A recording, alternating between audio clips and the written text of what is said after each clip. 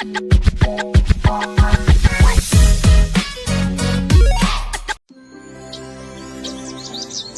लंबे समय पहले एक गांव में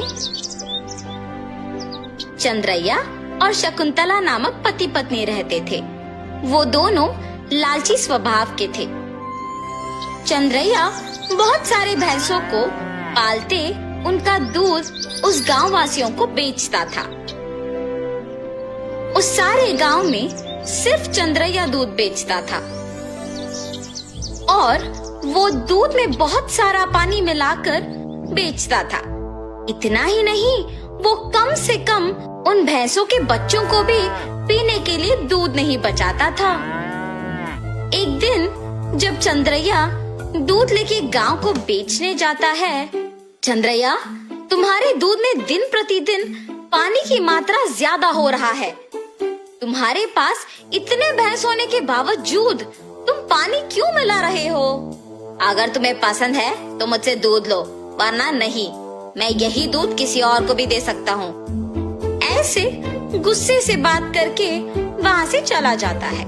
उस सारे गांव में सिर्फ चंद्रैया ही दूध बेचने के कारण वो जैसे भी दूध दे, सभी चुपचाप उसी से लेते थे। जहाँ वो भैंसों को रखता था, उसके बगल में एक बड़े पेड़ पर एक भूत रहती थी। हमेशा की तरह चंद्रैया सारे भैंसों के पास जाकर उनसे दूध निचोड़ के पानी मिला के सबको बेचने जाता है। हर रोज ये लालच के कारण इतना दूध निचोड़ता है कि हमारे खुद के बच्चों को पिलाने के लिए कुछ नहीं है।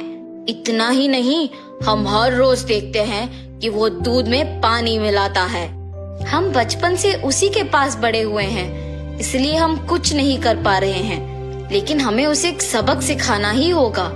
ऐसे आपस में बात करते रहते हैं। जब वहाँ की भूत उनकी बातें सुनकर सोचती है, हर रोज इन भैंसों की दुखी बातें मैं नहीं सुन पा रही हूँ, और इतना ही नहीं, इस आदमी के दूध में पानी मिलाने के कारण गांव वाले भी दुखी हो रहे हैं। इन भैंसों की सहायता से ही इस आदमी को सुधारना होगा। ऐसे सोचकर वो भूत उन भैंसों के पास आती है।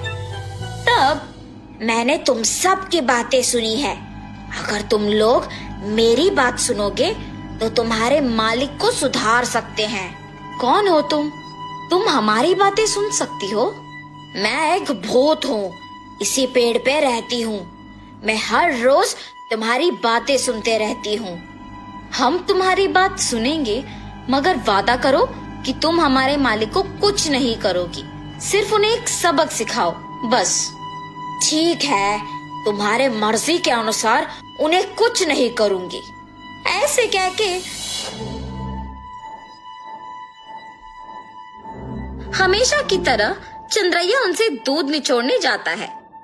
जब वो निचोड़ने लगता है, तब वो भैंस उसे जोर से लात मारती है। बाप रे शकुंतला, मेरा पीठ टूट गया। ऐसे जोर से चिल्लाने पर शकुंतला अपने पति के पास आती है। अरे रे, क्या हुआ? आप गिर कैसे गए? उस भैंस को आज कुछ हुआ है। जब मैं दूध निचोड़ने गया तो उसने मुझे जोर से लात मारा। आप रुकिए, मैं भी जरा देखूं कि ये भैंस दूध कैसे नहीं देगी। ऐसे कह के शकुंतला उस भैंस से दूध निचोड़ने की कोशिश करती है, और उस भैंस ने शकुंतला को भी उसके पति के ही तरह जोर से लात मारती है। तुरंत उनके बच्चे ही सारे दूध पी जाना देख पति पत्नी कुछ नहीं कर पाते हैं, सिवाय उनको देखना।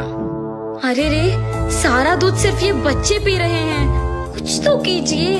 आज के लिए हम कुछ नहीं कर सकते हैं, शाम को वापस आएंगे दूध निचोड़ने। ये फैसला करके वहाँ से चले जाते हैं। शाम को जब दोनों वापस दूध निचोड़ने जाते हैं, तो सुबह की ही तरह वो भैंस उन दोनों को लात मारती है।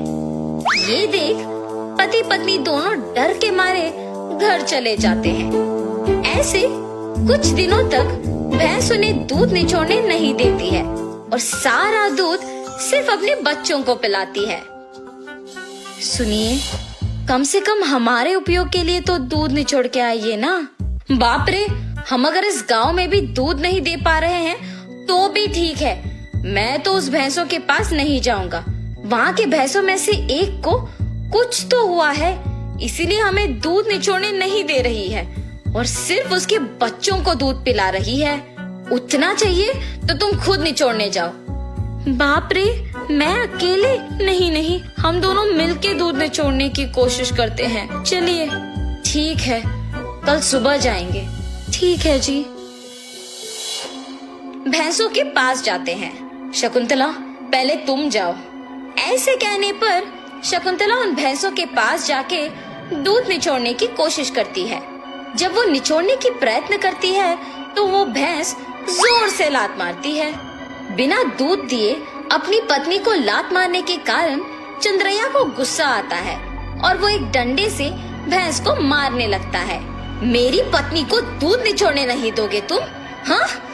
ऐसे कहते हुए जोर जोर से मारता है, मगर उस भैंस की जगह चंद्रैया खुद पिटता है और इसी कारण उस भैंस को मारना बंद कर देता है। लेकिन उसके बाद भी उसको और उसकी बीवी को डंडे से मार पड़ते ही रहते हैं। हम आइंदा कभी भी दूध निचोड़ने नहीं आएंगे, हमें मत मारो। अरे हिम्मत है तो ऐसे दिखे बिना नहीं, सामने आके मारो हमें।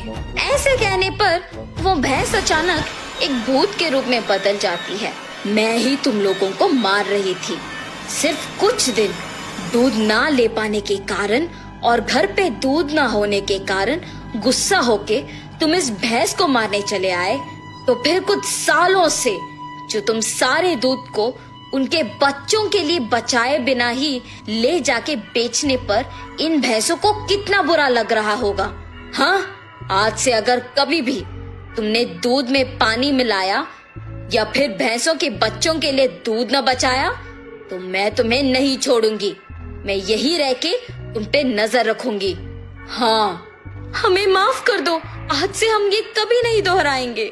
ऐसे कहने पर वो भूत वहाँ से गायब हो जाती है। तब से उस भूत के डर से चंद्रैया और शकुंतला भैंसों के बच्चों के लिए कुछ दूध को बचा के बाकी को निचोड़ के उसमें पानी मिलाना बंद करके बेचते हैं।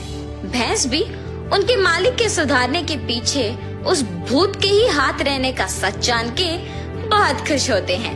गांव वाले सारे चंद्रैया को अच्छा गुणवत्ता वाले दूध देते हुए देख खुश होते हैं कि उसमें बदलाव भी आया है।